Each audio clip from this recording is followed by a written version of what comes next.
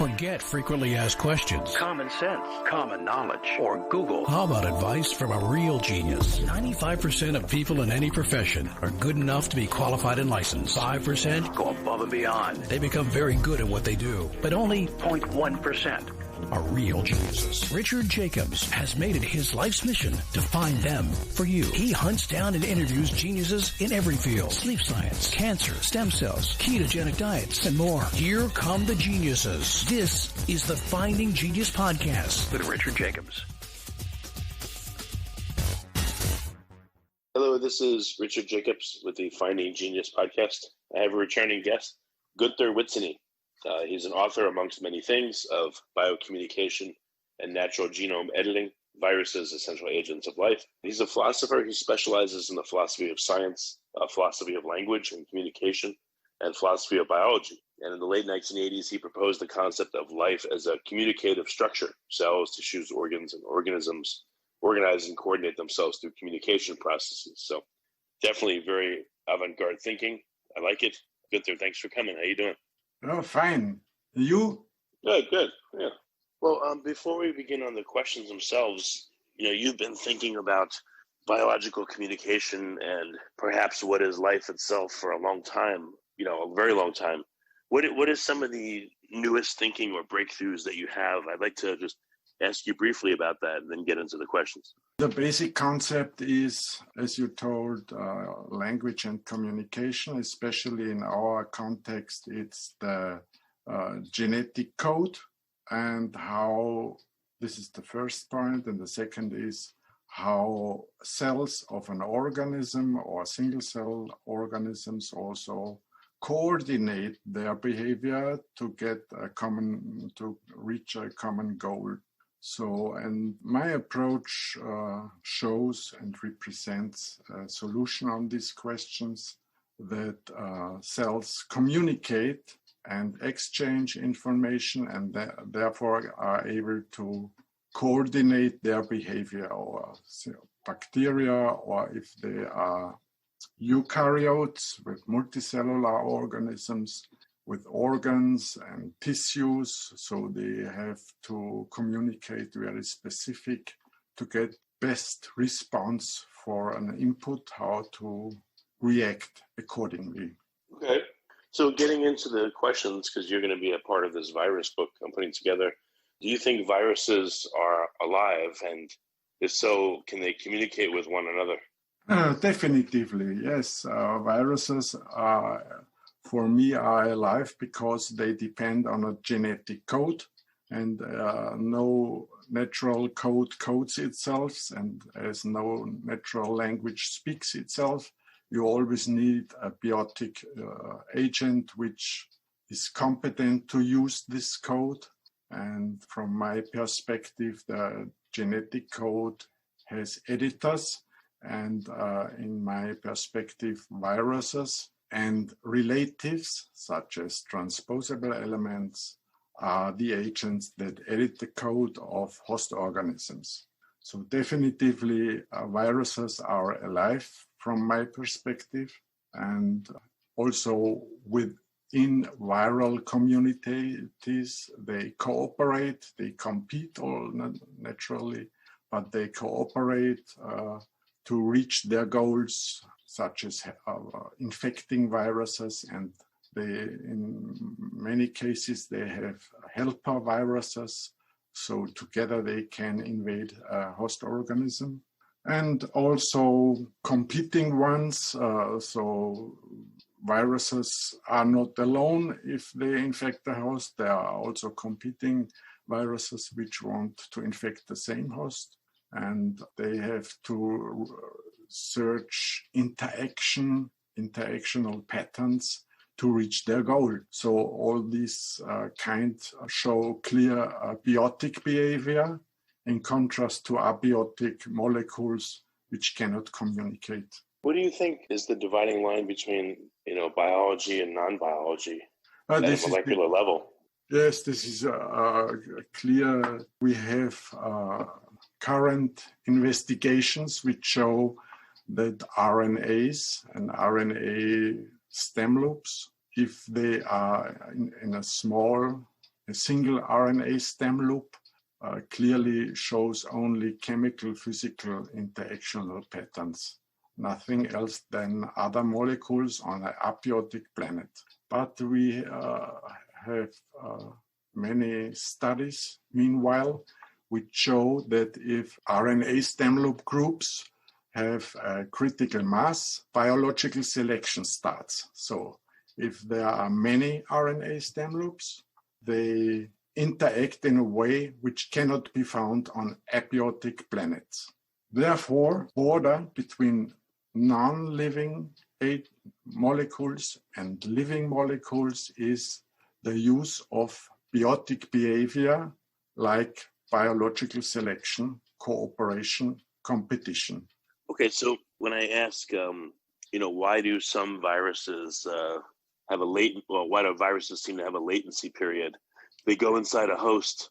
They may not cause the host to be sick for days, weeks, months, years. Why would there be a latency period? What do you think is happening? And is there communication going on to say, we're ready, we're not ready? Yes, this is also a clear answer. We must think, first of all, we must think on this planet as a planet of viruses. We have in one drop of seawater 10 million viruses. So if you look at the whole sea on the planet Earth, there is an abundance of viruses, much more than stars in the universe. And in this sea of viruses, also in the soil, is a similar concentration. If you look at this planet as a planet of viruses, then the cellular organisms, bacteria, archaea, protozoa, fungi, plants, animals, are rare islands in this sea of viruses. So viruses are affecting organisms, every organism since the start of life in many ways. And most of them infect their host, the cellular organism, in a persistent way. So they don't kill the host, but they try to invade the genome of the host or the cytoplasma and remain there in a latent, or I would say in a persistent way, because the host cares for replication also of the latent virus. So if we look at the genome of humans, we have more than 20,000 parts of the genome which derived from former viral infections. And the host now can use part of these persistent viruses, which we call defectives, and we know as mobile genetic elements, for their own needs. The cellular organism can adapt to changing circumstances in the environment because he has a dynamic genome which can change, which can adapt to changing circumstances by what he got by the persistent viruses. So the cellular organisms which replicate, which have an immune system, which transcribe in every moment for producing proteins for several reasons, they can do this only because of the persistent viruses or the defectives which remained by these viruses. So a cellular organism, his tissue and organs, is determined more or less by the persistent invaders which help the cellular organism to adapt to environmental circumstances. So for a virus, when they're in the virion stage, they appear to be just immobile, free floating and not doing much. Like it's just like the seed of a tree. But once they're inside a cell, they do quite a lot. Do you believe that viruses are alive the whole time? They're just maybe in a hibernation type stage when they're not inside a cell, and then once they're inside one, then they're active? Or do you think that even in the virion stage, they're active somehow? They're sensing, they're doing something. The sensing of viruses is without no doubt. They are very sensitive if in a non-infective state also. But first of all, they search for hosts, for cellular hosts where they can invade, because they are so much and so abundant on this planet that the rare resource are cellular organisms. So they have to find and to invade constantly. Since the beginning of life in evolution 4 billion years ago, every cell is affected by viruses.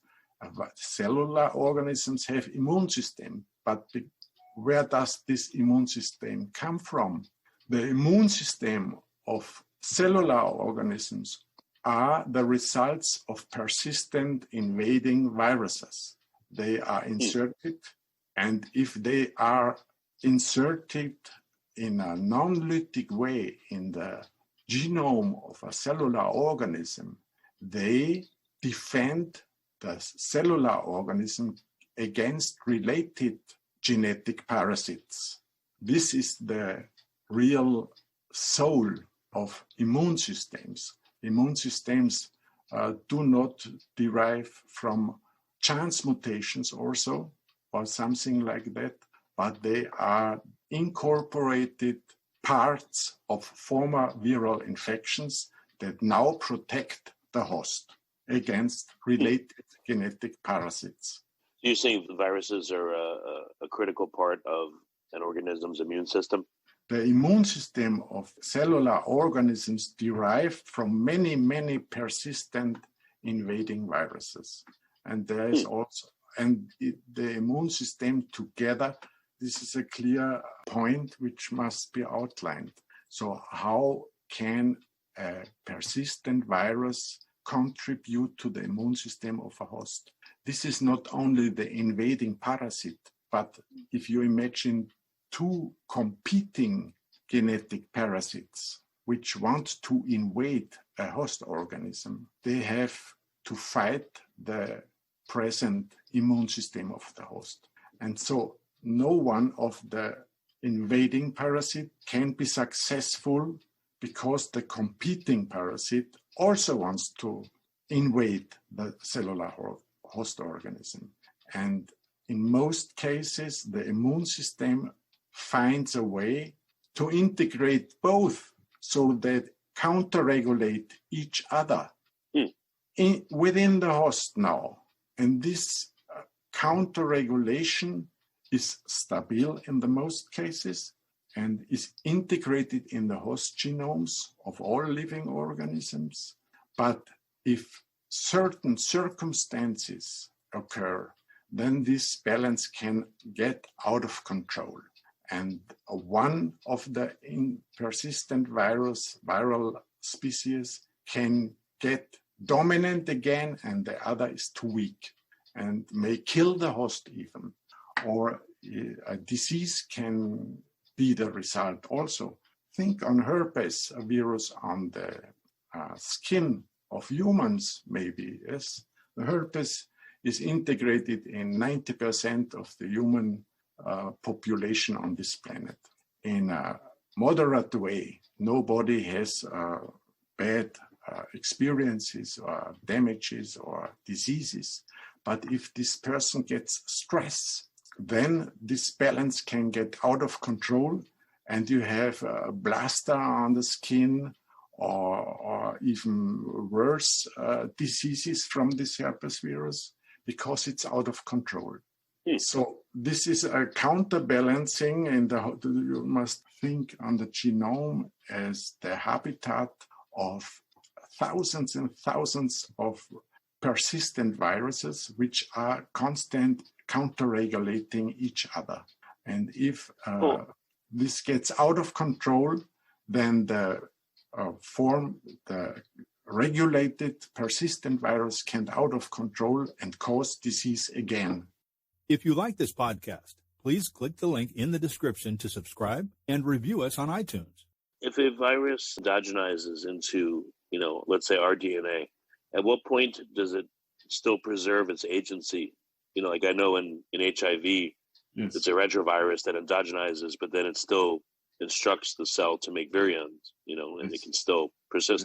Yes. Other viruses, have endogenized and lost their ability to replicate and seem to be a part of us, and now the cell uses them as tools. It's just part of the cellular makeup. Where is that dividing line, you think, for when a virus, again, endogenizes? When does it maintain its agency? When does it not? Is there any examples you know of where viruses have been reactivated after they've been endogenized and de-endogenized? Oh, yes, there's a good example. It's the placenta. Evolution of placental mammals was affected by endogenous retroviruses. So they care for genes which we term syncytin, and the syncytin is a merging protein which cares that the immune system of the mother does not destroy the embryo, because the embryo is detected by the immune system of the mother as foreign DNA and would be damaged and lost. But the syncytin genes care that the immune system of the mother cannot detect the embryo as a foreign DNA. And so the embryo may develop in a certain stage when it is strong enough to survive, and then the transcription and translation of the syncytin again is stopped, and the embryo can develop and grow within the mother without being damaged by the mother immune system. And these syncytin gains are clearly derived from retroviral infection events when the evolution of placental mammal started.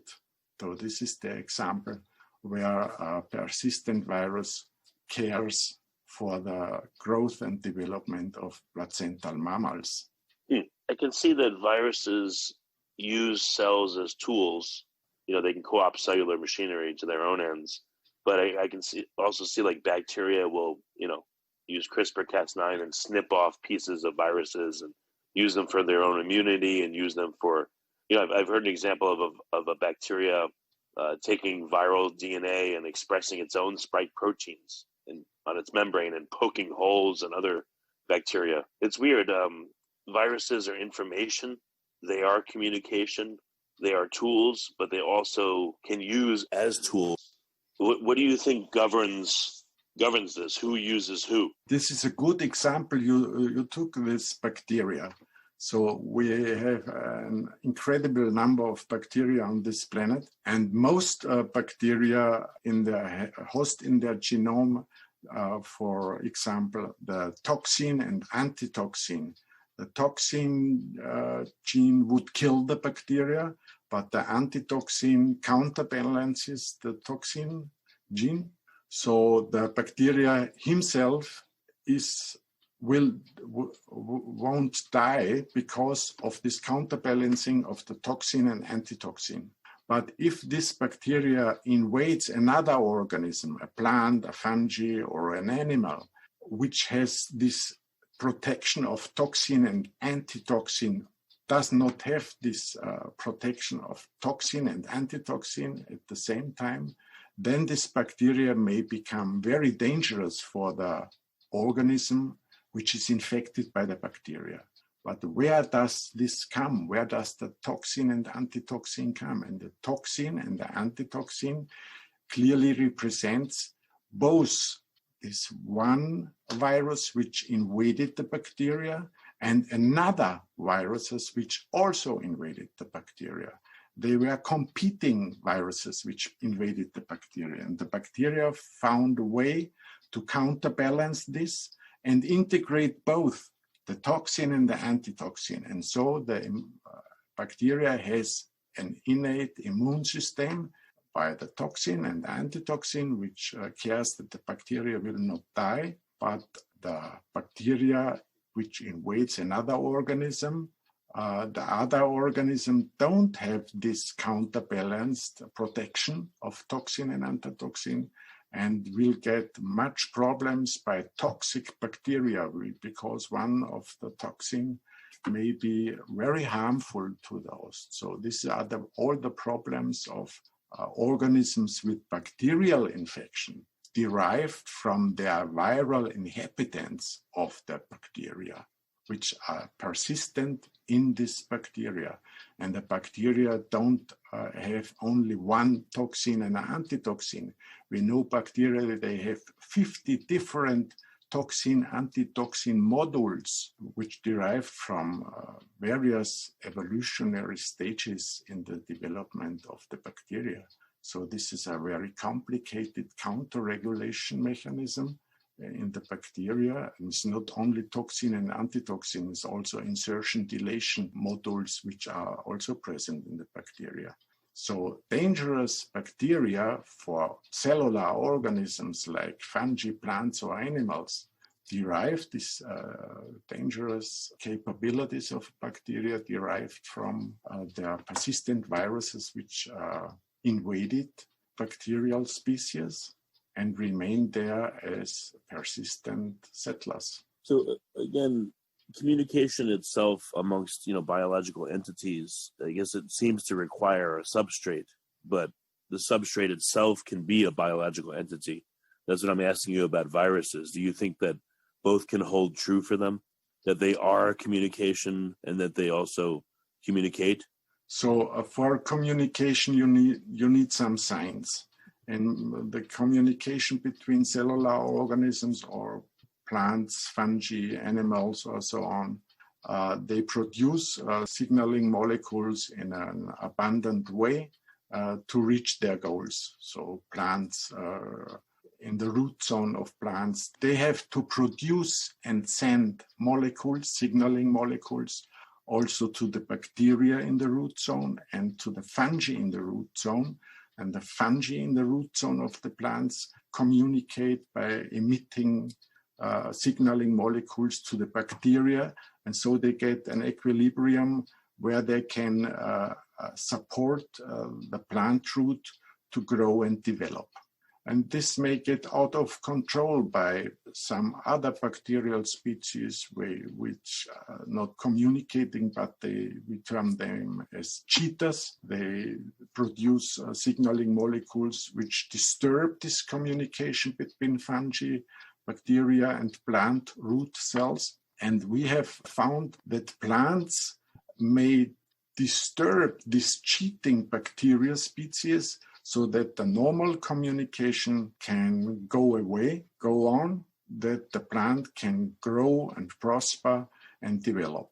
So plants not only use communication in a good way, but also to destroy the communication pathways of bacteria, which disturb the communication which plant needs to get the soluble nutrients which fungi and bacteria in the root zone produce. So, okay, I see these examples that there's tons of communication going on, in and amongst and around plants and fungi. And so a related question would be, let's say in our bodies, we've got our somatic cells, we've got fungi, we've got, our virome, we have our microbiome of bacteria, and on and on. Do you think they're all communicating with one another, or do you think there are hubs of communication? Everything communicates with bacteria, but, our somatic cells don't communicate with our virome, for instance, or we don't communicate with phages that affect bacteria only. Or do you think communication goes amongst all players? I can't imagine a coordinated behavior of cellular organisms without communication. How should this function? You have to coordinate, for example, in a tissue, in the liver, or in the stomach, or in the gut. The cells have to coordinate to do a tissue-specific behavior. This coordination depends on a good functioning communication. If the communication is disturbed by whatever circumstances, then the result will be a disease of the organism. So if the communication function, the organism will grow and prosper. And if the communication is damaged or deformed by several circumstances, then disease will be the result.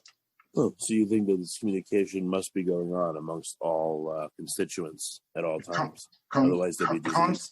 It's a constant communication process, which is never sleeping, which may be more silent and or less active, but it's a constant communication between all cells of an organism, within the cells, between the tissues, and between the organs. Okay, that makes sense. Interesting. Has anyone figured out the genome of a cell or a bacteria or a virus or a fungi? Meaning, we have sight, smell, taste, touch, etc. Has anyone figured out what the sensory apparatus is of a cellular being? Maybe they can sense minute chemical gradient changes or the vibration frequency of bonds of molecules. I don't know. I mean, has anyone contemplated this? Yes, this is interesting. I take the example of plants. They are constantly sensing their surroundings and monitoring what circumstances are presently available to get their nutrients, to get their light, to react accordingly to gravity or dryness or too much water. So we know now that plants can also memorize what they got in earlier years at the same time, like spring or autumn. Is the water enough? How to develop in these phases of autumn or spring or summer or winter, where they are nearly sleeping and are very reduced in growth and development. And all this sensing and constant sensing and monitoring of the environment, we must differentiate between abiotic influences like light and gravity or wind, which the plant has to react accordingly, which means he has to send messages to the root zone to produce those molecules which help the plant to develop leaves or to get enough light.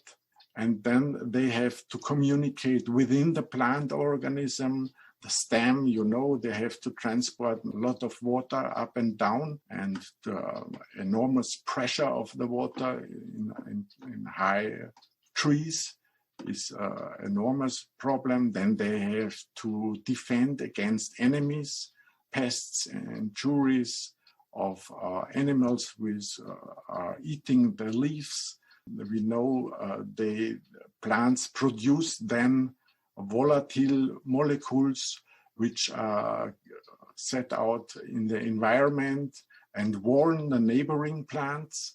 And the neighboring plants which are not attacked by pests and animals then produce substances in the leaves which don't taste very good for the attacking animal.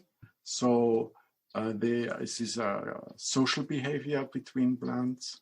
This is not only plants, but also fungi and bacteria have similar interactional motives to coordinate their behavior, to warn the neighborings if they are attacked by certain enemies, and to find and to attract helpers. So especially in plants and flowering plants, we need the symbiotic organisms or insects which help the plant to be polluted and to produce fruits. So this is a very important symbiotic relationship, and without symbiotic partners, an organism has no chance to survive. Think on our gut and on our microbiome, which billions and billions of bacteria help us to digest what we eat. And if the bacterial microbiome in our gut has some problems or some communication problems, then we mention this because we have problems with our gut and maybe big problems also. Do you think, even unicellular organisms, at least bacteria, will form into biofilms and they have coordinate action. But do you think that even in single cell organisms that there is a microbiome, or there are these partnerships that we just can't see? I think in single-celled organisms like protozoa, first they are infected by a lot of persistent viruses, which gave the single-celled protozoa their innate immune system. This is the first one. The next one is that single-celled organisms, I'm sure that they depend on symbionts or symbiotic partnerships. So I will give you an example. Corals, these sessile animals in the seas, they have now a problem with coral bleaching because of climate change, too hot, and also of pollution in their water and too much nutrients which they can't digest. But why is the coral bleaching? The corals have a symbiont, a single cell symbiont integrated within their tissue. And if this symbiont, which cares for oxygen and energy for the coral organism, is spelled out by the organism, by the coral can't survive. It depends crucially from this single-celled symbiont within the coral tissue. Researchers have found that symbiont within the coral tissue, the single-celled symbiont within the coral tissue, is balanced by some persistent viruses, as I told before. These two competing viruses which are integrated in the single-celled protozoa of the coral, which are hosted by the coral. So if the water gets warmer because of climate change, this counterbalance between toxin and antitoxin in the symbiont, within the symbiont, gets out of control. And if it gets out of control, toxic component becomes dominant, and the coral now detects his own symbiont, his single-celled symbiont within his tissue as a toxic agent and spells it out. And then the coral can't survive because it depends on this symbiont. But if the symbiont is spelled out because the symbiont gets out of control and becomes a toxic agent, the coral has no chance to survive. So this is a single-celled organism in relation to a multicellular organism and the relation to the viruses which are inhabitants of the single-cell organism. Why do you think that some viruses will, be lytic, they'll blow open cells pretty quick, and some will be latent, they'll be like symbionts for a long time, and then others will endogenize into the genome of the host? Why do you think there's these differences in behavior? The clear difference in behavior is the lytic, which can kill the host. And the other is the non-lytic way, the persistent way, which will not kill the host.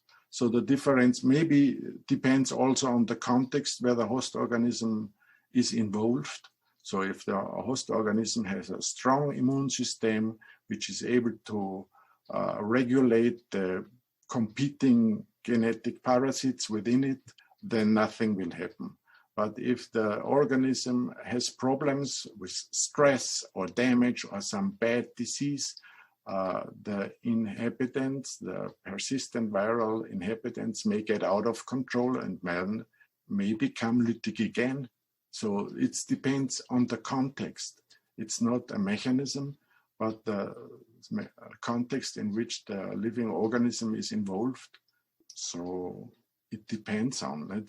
We have some persistent viruses which will not cause diseases because they are so long integrated in the host organism that the counterbalancing mechanism is very strong and confidential, or how to say. But others are not very strong counterbalanced. Think on HIV, AIDS virus. It's dangerous for everything who is affected by it, but some few people are immune against this virus. They don't have any symptoms, and investigations showed that in this very few people, the HIV virus has integrated in the host genome and is counter-regulated and will not harm his host. But if the host, which has no symptoms and will not become disease, because his immune system is counter-regulating the infective agent, will have sexual contact to another person which don't have integrated this in a persistent way, the other person will become infected and may die. This is the example for how it may develop over a long time in the next 100 or 1,000 years, that many, many people will be immune against HIV virus in this way more and more. But if they have sexual contact with people who have not integrated this in a persistent way, it will be as dangerous as today. I guess this is literally like what does not kill you makes you stronger, or contributes to yes, your immunity. This is correct. Yes. So, what do you think would happen if I'm infected with a virus and I'm number one? I'm the first one that gets it, and then I spread it to someone else, and they're number two, and I spread it to someone else, they're number three, and people keep spreading it to one another, and you get to person 100 in this chain of infection. It's passage through 100 different people. How do you think a given virus may change with that many passaging events? Viruses, if you look at the genomes of viruses, the mainstream says they are, especially in the RNA viruses and retroviruses, which are also RNA viruses, they have a lot of mutations. And this is, from my perspective, the wrong approach, because mutations need error replications. Mutation is defined by a replication which has an error to the master copy. And I don't think this is the correct description. This is from the last century, from the mechanistic and reductionistic paradigm, where viruses viewed as poor molecules. And if they replicate, they have to produce a one-to-one copy. Then it's okay. If the copy is slightly different to the master copy, then it's a mutation, which means it's an error replication. But from my perspective, this is rubbish, because if we look at these RNA viruses, at the stem loops, the group of RNA stem loops, they constantly produce new sequences, they produce new bulges, which are single-stranded RNA loops, which open the possibility to connect to other single loops of other RNA networks. And this is a very creative moment, because they can invade new organisms, they can produce new capabilities and give it to the host, which enables the host to adapt better to circumstances of the changing environments. So the innovation, and I would term it innovation competence of RNA stem loops, cares that the evolution of organisms on this planet can go on, and they may adapt to changing environmental circumstances. And this innovation competence clearly a complete other narrative than error replication. So if a poet, this is an anthropomorphic view now, but if you think on a poet who has his first poem, and from the words he used in his first poem, he makes a second poem, this is not an error, this is creation, this is innovation, and not an error replication. So, and like this, the masters of the genetic material, the viruses and viral-derived relatives, this is creating innovation, changeability, adaptation, all these circumstances and all these capabilities, I can't explain by errors. Errors is the wrong description from the last century. So would you call this deliberate adaptation? Is that a better way to describe it? Adaptation is the result, but the capability of these agents is innovation. So if an RNA virus produces a lot of various species out of a master copy, this is a really innovation and creation of new sequences and new sequence order and a lot of new sequences which can then be transmitted to the infected host and help this host to co-adapt or to accept for the cellular needs.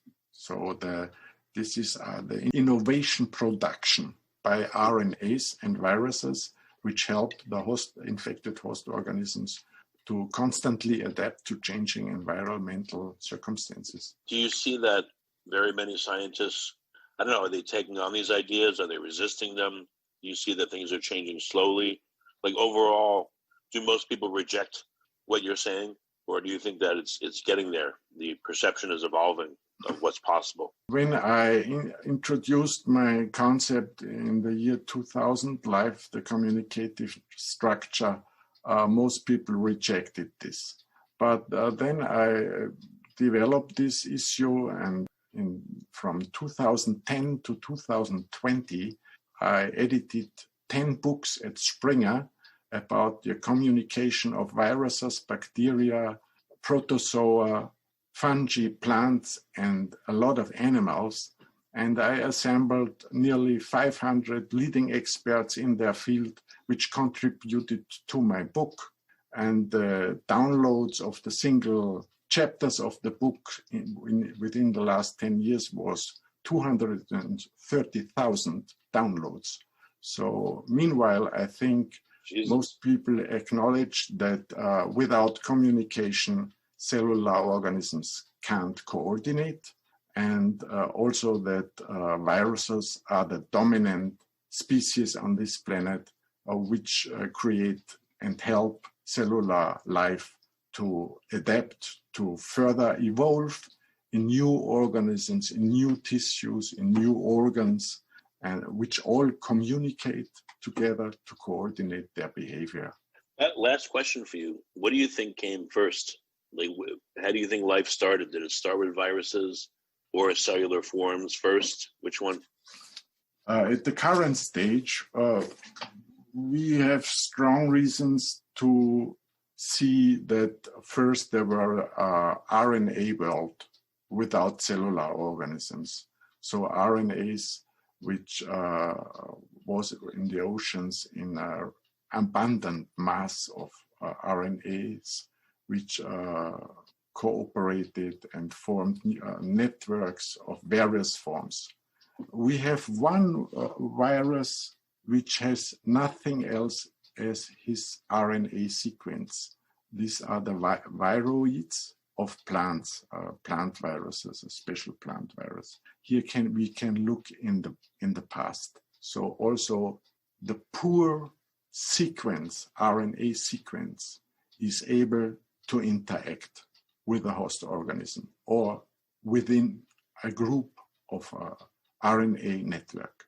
So when then later on cells started. So how did cells start? Maybe you need a membrane because a single cell without the membrane will not survive.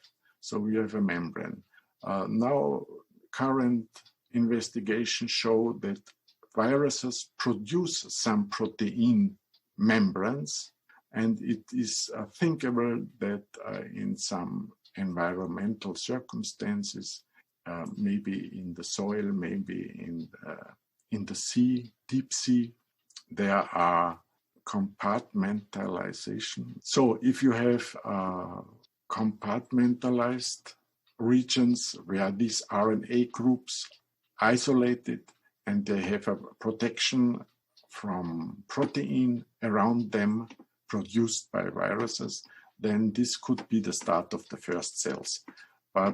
And together with viruses, I don't think that viruses came before cellular organisms, but the evolution of the first cellular organisms without viruses is unthinkable. So they are in a parallel way, they found a way to create cellular life together with viruses based on RNA networks. Well, very good. Guenther, thank you for coming. And what's the best way for people to find out more about your work? Should they get your book, or what's best? Look on my website, biocommunication.at. Okay, very simple. There are all my books and all my articles and a short and understandable description of what I am doing and my research. If you like this podcast, please click the link in the description to subscribe and review us on iTunes.